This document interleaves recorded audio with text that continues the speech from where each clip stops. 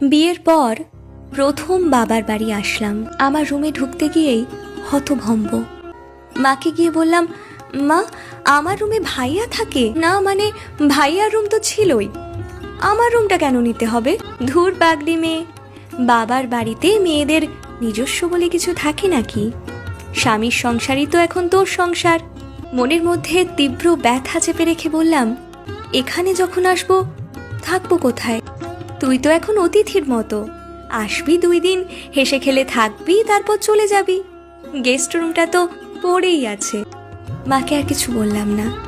বিয়ের 8 দিনের মাথায় আমার রুমটা এখন পুরোপুরি ভাইয়ার রুম হয়ে গেছে। এখন আমি তাহলে এই বাড়ির কেউ না, বাড়ির রাজকন্যা। 8 দিনে বাড়ির অতিথি হয়ে গেলাম। নীরবে কাঁদছি। এ কান্নার অর্থ শুধু মেয়েরাই বুঝবে, আর কেউ না।